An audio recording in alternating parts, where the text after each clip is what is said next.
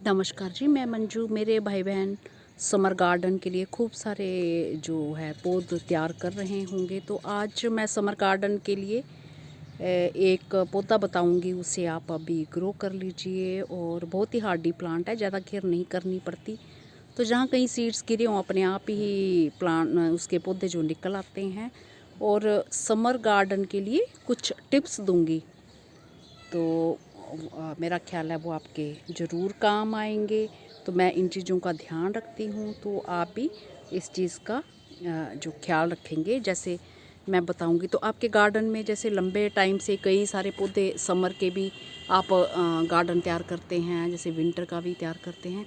तो जब सीज़न आता है हमारे गार्डन में, अपने आप ही जो सीड जहाँ कहीं गिरे होते हैं, तो जब सही मौसम होता है उन सीड्स के उगने का, तो वो अपने आप ही उगाते हैं। कई बार तो ऐसा होता है कि हम लगाते हैं, नहीं उगे होते हैं।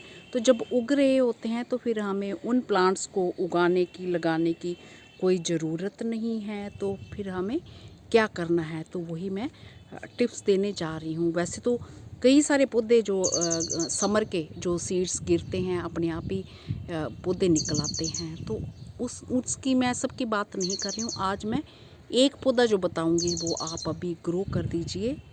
तो चलिए मैं दिखाती हूँ।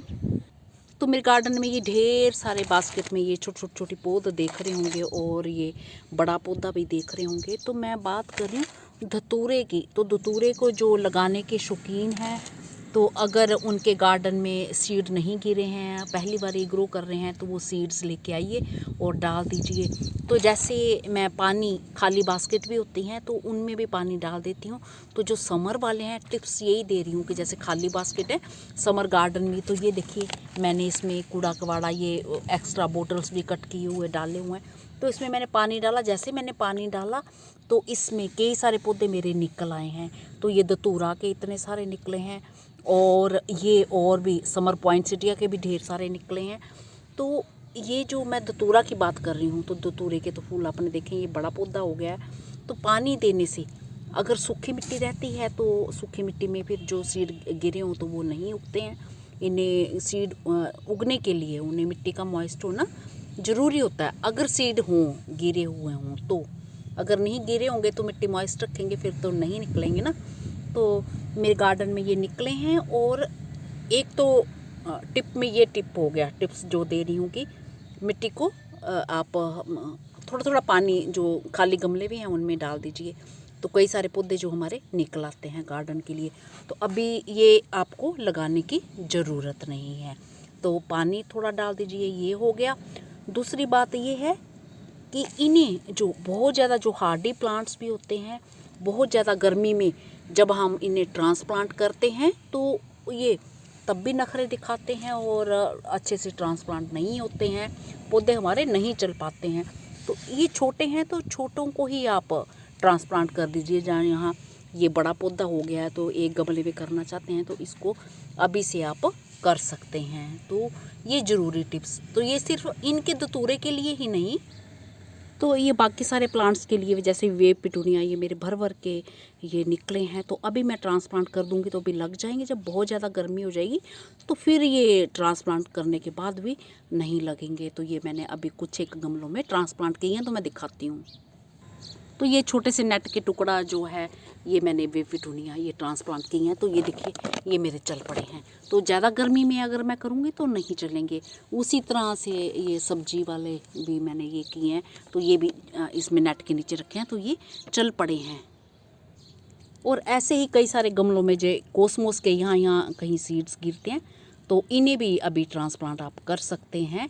छोटे छोटे पौधों को ही कर दीजिए। तो इनमें गर्मियों में वैसे भी छोटे पौधों में ही फूल आना स्टार्ट हो जाते हैं।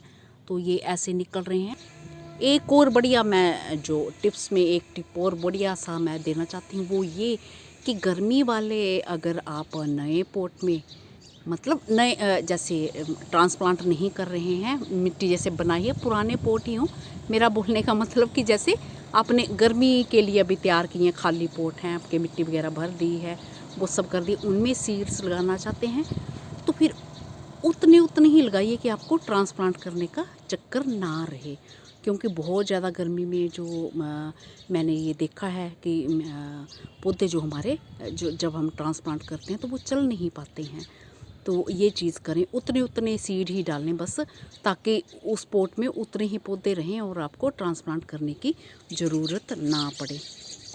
तो मेरा ख्याल है समर प्लांट्स के लिए जो मैंने ये टिप्स दिए हैं ये आपके बहुत ही काम के और ज़रूरी हैं।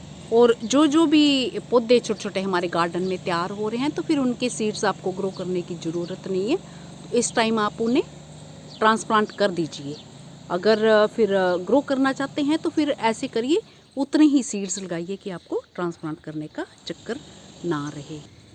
इसी के साथ नमस्ते जी, शुक्रिया। ये मेरा पौधा देखिए जो मैंने हार्ड प्रूनिंग की थी, इसके बारे में जानकारी दी थी कि किन पौधों में जो हॉलीहॉक में हार्ड प्रूनिंग हो सकती है। तो कितने अच्छे बढ़िया तरीके से फ्लावर्स आ रहे हैं इसमें।